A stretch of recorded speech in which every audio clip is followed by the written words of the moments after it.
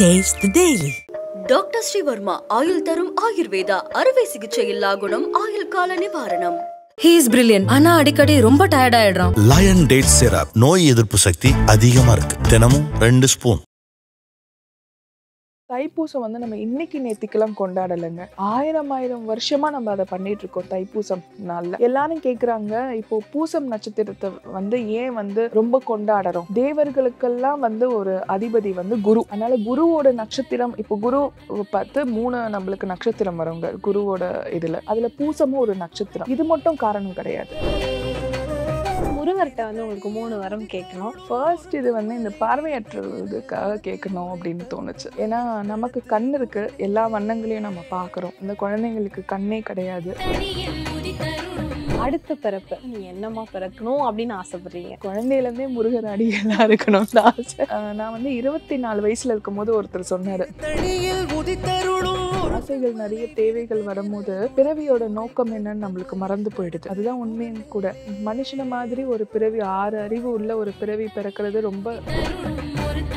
முடிக்காணிக்கை அப்படிங்கிற அந்த ஒரு தோட் அப்படிங்கிறது உங்களுக்கு எப்படி வந்துச்சு? தலையில படுத்துட்டு இருக்கும் போது ஒரு அசரீரி குரல், சரண்யா எனக்காக நீ என்ன செய்வ அப்படின்னு சொல்லிட்டு, உங்களுக்கு என்ன செய்யணும்னு சொல்லுங்க, உங்களுக்காக இந்த அழகை கூட நான் இழந்துடுவேன். முடிக்காணிக்கை இப்ப கொடுக்க போறேன்னா அதுக்கு முன்னாடி வரைக்குமே ஒருத்தர் சொல்றாரு, முடிக்காணிக்கை நீங்க கொடுக்கணுமா, பூ முடி கொடுத்துருங்க அப்படின்னு மனசை மாத்துறாங்க. ஆனா எனக்கு இல்ல நான் ஐயன் கிட்ட சொல்லிட்டேன் அப்படின்னு. ஆனா ஐயன் கிட்ட உட்காரும் போதுதான் அழகு குத்தி எடுத்துட்டாங்க. எடுத்துட்ட பிறகு கூட வலியெல்லாம் தெரியல. நான் ஒரு அரை மணி நேரத்துல டீ எல்லாம் குடிச்சிட்டு நான் பாட்டு எல்லாருக்கிட்டையும் பேசிட்டு.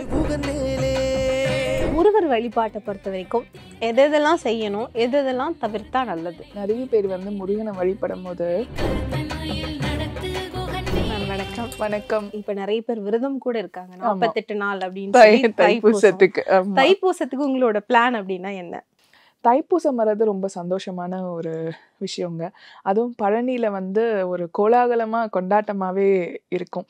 நான் நிறைய இந்த ஆர்டிகல்ஸ்லாம் படிச்சுட்டு இருக்கும் போது சூரபத்மனை வென்ற நாளாவுமே தைப்பூசத்தை கொண்டாடுறாங்க. அதை விட கொடுமுடியில் என்ன பண்ணுவாங்கன்னா காவேரி நீரை எடுத்துகிட்டு வருவாங்களாங்க. எனக்கே அது இப்போதான் தெரியும். காவேரி நீரை எடுத்துகிட்டு பழனி சுவாமிக்கு அங்கேருந்து கொடிநடையாக நடந்து வருவாங்களாம். பாத யாத்திரையா நடந்து சுவாமிக்கு அபிஷேகம் பண்ணுவாங்களாம் பழனியில. அப்போ தைப்பூசத்துல நம்மளுக்கு நிறைய காவடிகள் பார்த்துருக்கோம். ஆனா காவேரி நீரையும் எடுத்துட்டு பண்றது. இன்னொன்னு, தைப்பூசம் நம்ம இன்னைக்கு நேத்திக்கெல்லாம் கொண்டாடலைங்க. இப்ப இன்ஸ்டாகிராம் வளர்ச்சியாச்சு, அதனால முருகன் ட்ரெண்ட் ஆனாரு, அந்த மாதிரிலாம் கிடையாது. ஆயிரம் வருஷமா நம்ம அதை பண்ணிட்டு இருக்கோம் தைப்பூசம் நாள்ல. இன்னொன்னு, அன்னை பார்வதி தேவியும் வேல் கொடுத்த நாளுமே தைப்பூசம் தான். எல்லாரும் கேக்குறாங்க, இப்போ பூசம் நட்சத்திரத்தை ஏன் ரொம்ப கொண்டாடுறோம்? ஏன் பூசம் நட்சத்திரத்தை நம்ம பெருசா பேசுறோம்னா, தேவர்களுக்கெல்லாம் ஒரு அதிபதி குரு. அதனால குருவோட நட்சத்திரம், இப்போ குரு பார்த்து 3 நம்மளுக்கு நட்சத்திரம் வருங்க குருவோட இதுல. அதுல பூசமும் ஒரு நட்சத்திரம். இது மட்டும் காரணம் கிடையாது. என்ன காரணம்? சிவனுக்கு நம்ம பாடம் எடுத்தது சொல்லுவாங்க நம்ம ஐயன். அதனால ஐயனும் குருக்கெல்லாம் குரு அவரு. அதனால தைப்பூசம் நாள் ரொம்ப ஒரு விசேஷமா, பூசம் நட்சத்திரத்தோட ஒட்டி வர்றதுனால பௌர்ணமியில ரொம்ப விசேஷமா கொண்டாடுறாங்க. எனக்கு அந்த நாள்ல நம்ம இந்த எல்லா மாட்டமும் பார்க்குறோம்ல, நம்ம காவடி பார்க்குறோம். நிறைய பேர் இந்த அலகெல்லாம் குத்தி அது பறவை காவடின்னு சொல்றாங்க. பறவை மாதிரியே பார்த்தீங்கன்னா அந்த கொக்கியில இருப்பாங்க. அப்போ ஐயன் மேல எந்த அளவுக்கு பக்தியா இருந்தாங்கன்னா அவங்க இந்த பறவை காவடிலாம் எடுப்பாங்க அப்படின்னு இருந்தது. எனக்கு அந்த தைப்பூசம் நாள் நான் முன்னெல்லாம் திருத்தணிக்கு போறதுக்கு முன்னாடி வரைக்குங்க தைப்பூசம் நாள் எப்பவுமே வர முருகனுக்கு ஒரு கொண்டாட்டமான ஒரு நாள் அப்படின்னு நினச்சிப்பேன். எனக்கு அதுக்கப்புறம் திருத்தணிக்கு போன பிறகுதான் எனக்கு தெரிஞ்சது. ஏன்னா ஐயனை பற்றி அது சம்மந்தமாக நிறைய படிக்க தான் தெரிஞ்சது. தைப்பூசத்துக்கு இந்த அளவுக்கு நம்மளுக்கு ஒரு வரலாறு இருக்குது. தமிழர்களோட ஒரு பாரம்பரியமான ஒரு பண்டிகை தைப்பூசம் அப்படின்னு சொல்லிட்டு. நீங்கள் இந்த தைப்பூசத்துக்கு ஏதாவது திருக்கோவில்களுக்கு போகிற மாதிரி உங்களுக்கு ஏதாவது ஒரு எண்ணம் இருக்கா? ஏதாவது ஐடியா வச்சுருக்கீங்களா? நான் என்ன நினச்சேன்னா, மக்களுக்கு முருகர் சார்ந்த ஒரு பொருள் எதனா ஒன்று கொடுக்கணும்னு ஆசை. ஆனால் நம்மளோட பொருளாதாரத்துக்குள்ளேயும் அது இருக்கணும். அப்போ இந்த இன்ஸ்டாகிராம் வழியாக என்னால் முடிஞ்சது எதனாச்சும் ஒன்று கிவ் அவே மாதிரி கொடுத்துட்ருப்பேன். அப்போது ஜானகின்னு ஒருத்தவங்க இருக்காங்க. அவங்க கிட்டேருந்து ஒரு 5 முருகர் சிலையை வாங்கியிருந்தேன். வாங்கியிருந்து இது வந்து 5 பேருக்கு கொடுக்கலான்னு இருக்கேன் அப்படின்னு சொல்லியிருந்தேன். அது கீழே ஒருத்தர் வந்து பண்ணியிருந்தாங்க, எப்படி பத்துமலை முருகர் வந்து உங்ககிட்ட இருக்கு அப்படின்னு கேட்டிருந்தாங்க. அந்த சிலையை பார்த்துட்டு நம்ம ஐபிசியில் வந்து போன வருஷம் தான் 2024 பேட்டி ஒன்று அரேஞ்ச் பண்ணியிருந்தாங்க. நம்ம மலேசியா வாழ் தமிழர் ஒருத்தர், அது சீனரா, ஆமாம், அவர் வந்து நீங்கள் பேட்டி எடுக்கணும் சரண்யா அப்படின்னு சொன்னால் நானும் சந்தோஷமாக அவரை பேட்டி எடுத்திருந்தேன் நம்ம வடபழனி கோவிலில். அவர் வந்து பத்துமலையை பற்றி நிறைய சொல்லிகிட்டே இருந்தார். அப்பவும் எனக்கு தெரியாது பத்துமலை சுவாமிகள், ஏன்னா பாட்டில் பார்த்துருக்கோம், ஆனால் அது கண்ணுக்கு ஒட்டி நம்மளுக்கு வந்து அந்த அந்த திருமேனி வந்து இதுவாகலை, ரெஜிஸ்டர் ஆகலை. கையில் கொடுக்கும் போதும் முருகரோட சிலையை தான் நம்ம வச்சிருக்கோம் இன்ஸ்டாகிராமில் அப்படின்னு நினச்சிட்டு இருந்தேன். உயரமாக இருக்கிறது மட்டும்தான் தெரியும், அந்த இது வந்து ரெஜிஸ்டர் ஆகலை. இப்போ ஒருத்தவங்க சொன்னாங்க பத்துமலை முருகரை வந்து கையில் வச்சுட்டு இருக்கீங்க அப்படின்னு சொன்னாங்க. அப்படியா, ஓகே அப்படின்னு நினச்சி விட்டுட்டேன். இப்போ வந்து முருகர்கிட்ட வந்து உங்களுக்கு 3 வரம் கேட்கணும். அந்த 3 வரும் உங்களுக்காக கேட்கக்கூடாது. நீங்கள் என்ன வரம் கேட்பீங்க, யாருக்காக கேட்பீங்க? ஃபர்ஸ்ட் இது வந்து இந்த பார்வையற்றவர்களுக்காக கேட்கணும் அப்படின்னு தோணுச்சு. ஏன்னா நமக்கு கண் இருக்கு, எல்லா வண்ணங்களையும் நம்ம பார்க்குறோம். அந்த குழந்தைங்களுக்கு கண்ணே கிடையாது, இந்த உலகம் எப்படி இருக்கணும்னு தெரியாது. எனக்கு அவங்களோட வாழ்வியலே எப்படி இருக்கும்னு எனக்கு அர்த்தம் பண்ண முடியல. அவங்களுக்காக கண்டிப்பாக வந்து கேட்பேன். 2வது இந்த குழந்தை வரம் வேணும்னு சொல்லிட்டு நிறைய பேர் வந்து இது பண்ணிட்டு இருக்காங்க, அந்த குழந்தை வரத்துக்காக கேட்பேன். 3வது பார்த்தீங்கன்னா, இப்போ என்னோட லைஃப்பில் மேஜராக இப்போ என்னோட வாழ்க்கையில் வந்து ஒரு சில நண்பர்கள் வந்து உதவி எப்போவுமே எனக்கு பண்ணிகிட்டே இருப்பாங்க. அந்த நண்பர்கள் எப்போவுமே நல்லா இருக்கணும். ஏன்னா நீங்கள் பெருசாக வந்த பிறகு உதவி பண்ணுறதுன்றது வேற. ஆனால் நீங்கள் ஒரு ஆரம்ப கட்டத்துலேருந்து வளரும் போது உங்கள் கூட அந்த வளர்ச்சியில் பங்கு பெறுறாங்கல்ல, கைப்பிடிச்சி மேலே தூக்கி விடுறாங்க பாருங்க, அவங்களுக்கு வந்து ஒரு எப்பவுமே நல்லா இருக்கணும் அப்படின்னு சொல்லி கேட்பேன். அந்த மாதிரி மனுஷங்களை பார்க்கறது ரொம்ப கஷ்டங்க. அதான் அந்த மனிதர்களையும் வந்து முருகர் தான் உங்களுக்கு அனுப்புறாரோ என்னமோ அப்படின்னு எனக்கு சொல்ல தோணுது. உண்மையா அவர் அனுப்புறவங்க தான், இருந்தாலும் அந்த எண்ணமும் அவங்க மனசுல வரணும்ல. இப்போ சில நேரத்துலாம் பார்த்தீங்கன்னா ரோட்ல நம்ம போயிட்டு இருப்போம், 1000 பேர் இப்போ நிறைய யாசகர்கள் இருப்பாங்க. ஆனால் நமக்கு என்ன இந்த யாசகருக்கு எதுக்கு நம்ம கொடுக்கணும்னு சொல்லிட்டு பார்த்துட்டு போயிட்டே இருப்பாங்க. சில பேர் மட்டும்தான் போய் உதவி பண்ணுவாங்க, நிஜமாலே யாசகம் கேட்குறவங்களா தான். அப்போது அந்த ஒரு கனெக்ட் வருது இல்லை, அடுத்த மனுஷங்களுக்கு உதவணும் அப்படின்னு சொல்லிட்டு. ஏன்னா இப்போ இருக்க வாழ்க்கை ஓட்டத்தில் தன்னை தானே கவனிச்சுக்கிறதே ரொம்ப பெரிய விஷயமா இருக்கு. அதில் இன்னொருத்தவங்களோட வாழ்க்கையிலையும் பங்கு பெற்று அவங்களும் மேலே வரணும்னு நினைக்கிற அந்த குணம் இருந்ததுனாலே அவங்க நல்லா இருக்கணும்னு நம்ம நினைக்கிறது ரொம்ப நல்ல விஷயம். அடுத்த பிறப்பு அப்படின்னா உங்களுக்கு ஒரு ஆப்ஷன் கிடைக்குது, இந்த பிறப்பா பிறக்கலாம் அப்படின்னு சொல்லி. அப்படி ஒரு ஆப்ஷன் கிடைச்சா நீங்க என்னமா பிறக்கணும் அப்படின்னு ஆசைப்படுறீங்க? 29 வயசுல தான் திருத்தணி போக ஆரம்பிச்சேன்னு நினைக்கிறேன். 30 நெருங்கிறதுக்கு அந்த டைம்ல. அதனால குழந்தையிலேருந்தே முருகர் அடிகளா இருக்கணும்னு ஆசை. அவரை பத்தி இன்னும் நிறைய தெரிஞ்சுக்கலாம். ஏன்னா வாழ்க்கையோட ஒரு பகுதி முடிய போகிற தருவாயில தான். எனக்கு நான் வந்து 24 வயசுல இருக்கும்போது ஒருத்தர் சொன்னார், நீ வந்து கஷ்டப்படுறியேன்னு நினச்சிட்டு இருக்க, ஆனால் 30 வருஷம் வாழ்ந்தவனும் இல்லை, 30 வருஷம் கெட்டவனும் இல்லை, நீ வேணா பாரு உனக்கு 30 வயசுல வாழ்க்கை தொடங்கும் அப்படின்னு சொல்லிட்டு. திரு எம்ஜிஆர் இருக்கார் இல்லையா, அவரோட கதைகள்லாம் சொல்லுவாங்க.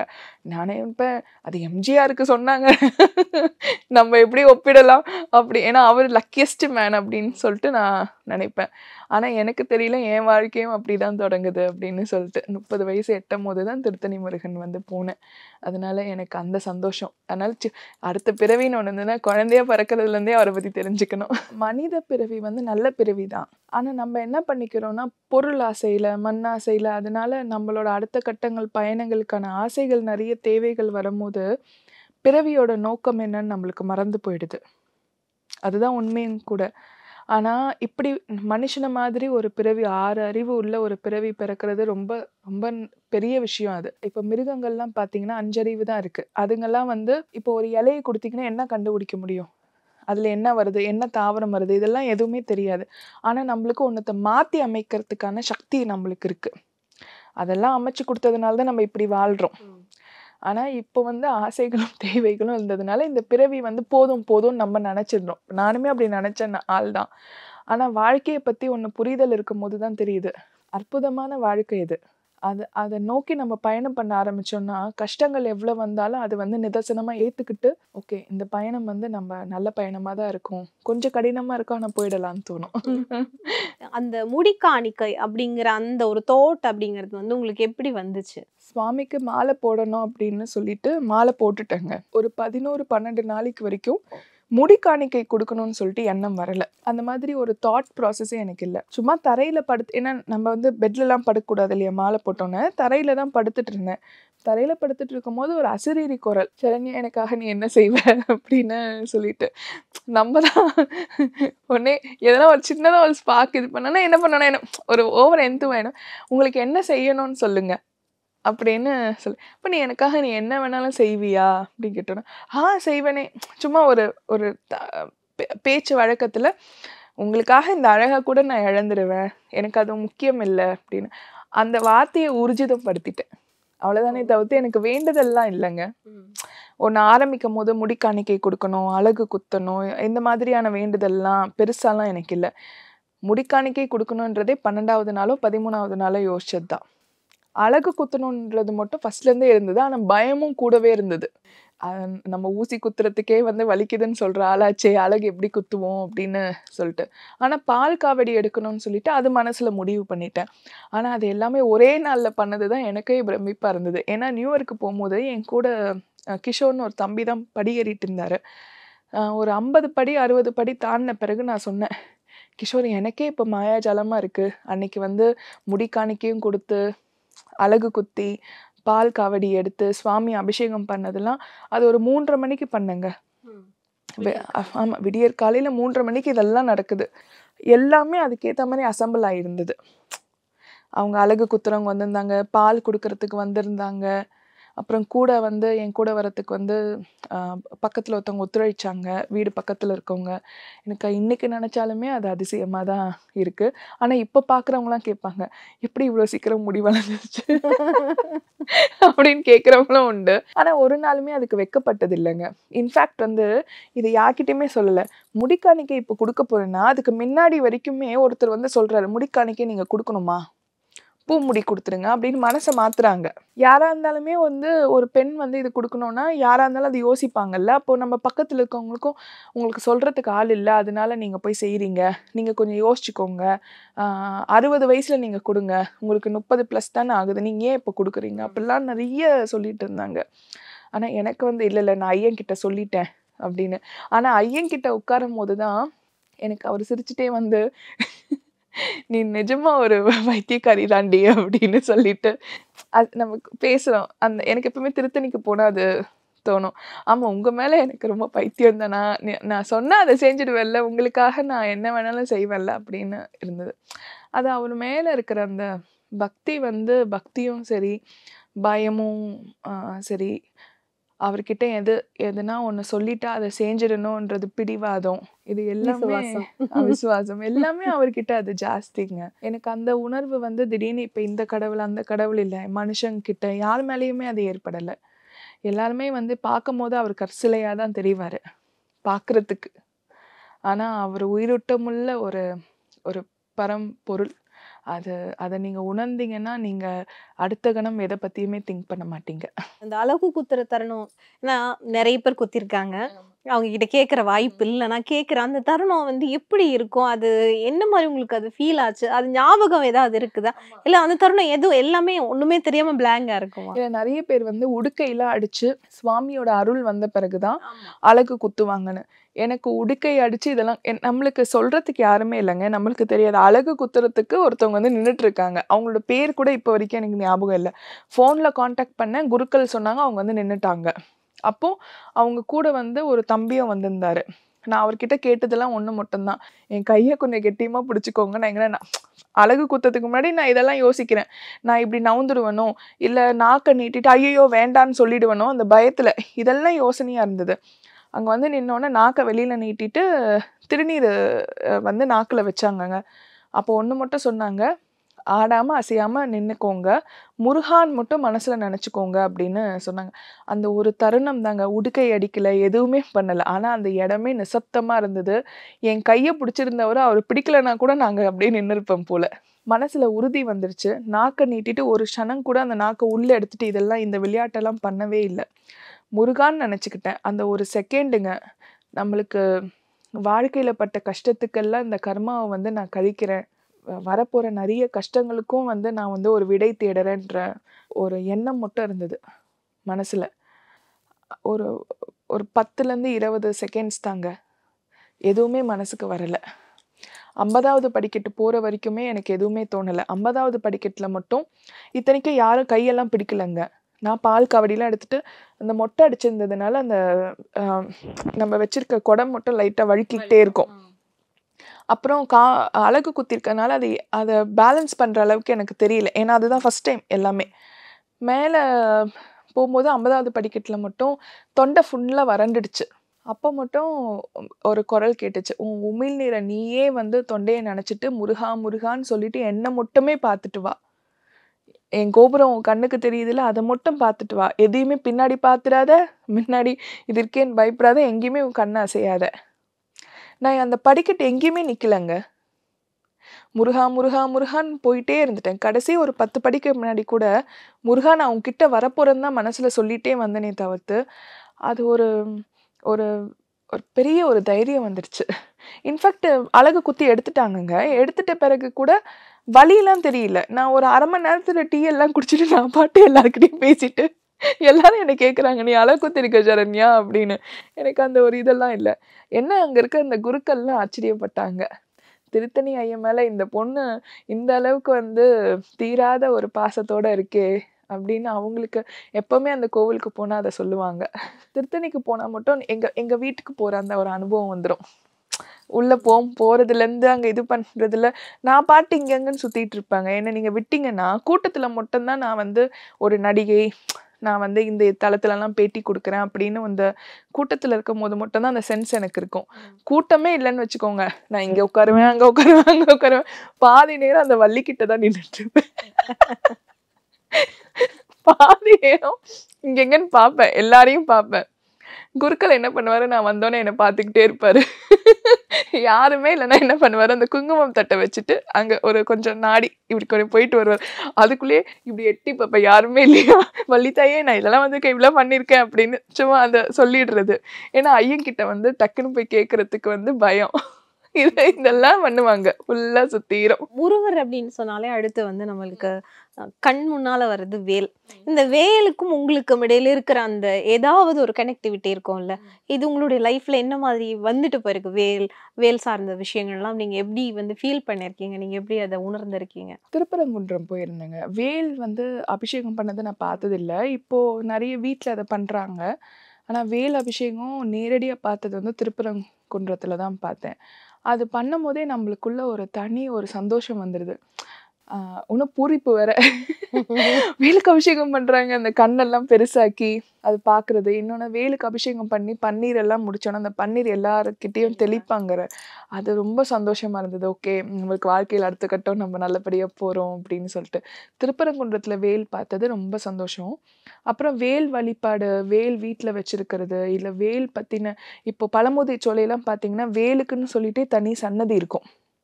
முதல்ல அங்கே வேல் வழிபாடு தான் முதல்ல இருந்ததே. அதனால் வேல் வச்சு பண்ணுறது ரொம்ப நல்லது தான். இப்போ சில பேர் வீட்டிலலாம் பெரிய வேலாக வச்சு பண்ணுறாங்க. அதெல்லாம் மட்டும் தவிர்த்துட்டு நமக்கு தகுந்த மாதிரியான வேல் வச்சு பண்ணால் நல்லது.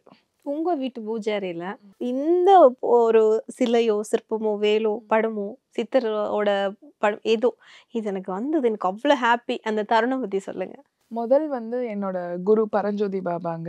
அவர் வந்து அவரோட ஃபோட்டோ ஃபஸ்ட்டு வீட்டுக்கு கொண்டுட்டு வந்தது எனக்கு ரொம்ப சந்தோஷம்.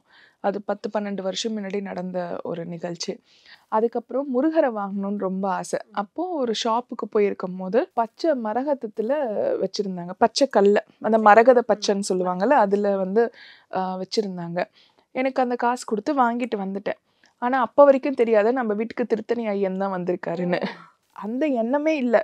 முருகர் வாங்கியிருக்கோம் அவ்வளோதான். நானும் அந்த முருகரை வந்து ஃபேஸு கிட்ட பார்த்தா வயது கொஞ்சம் முதிர்ச்சியாக இருக்கும்.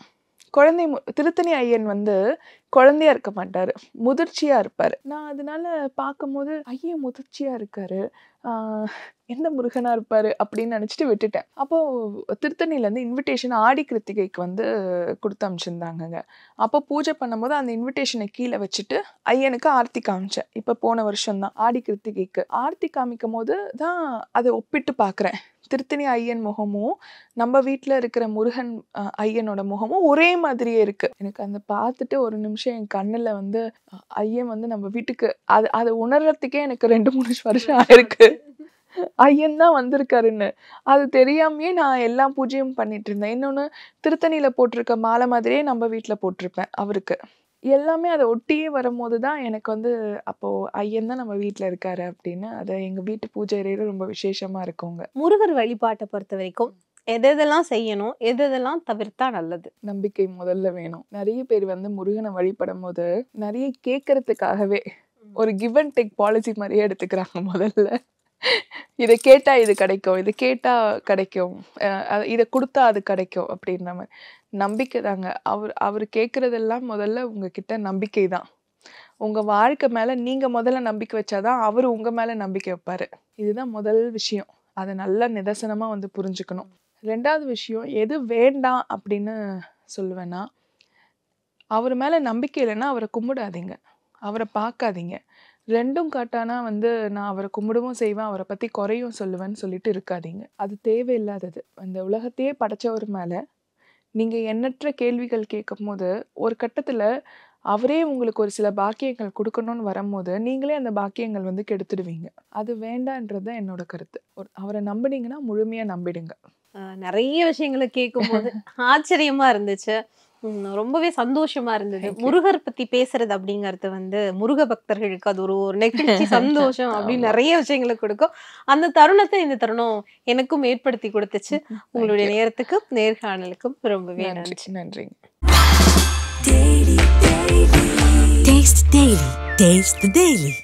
டாக்டர் ஸ்ரீவர்மா ஆயுள் தரும் ஆயுர்வேதா அறுவை சிகிச்சை இல்லா குணம், ஆயுள் கால நிவாரணம்.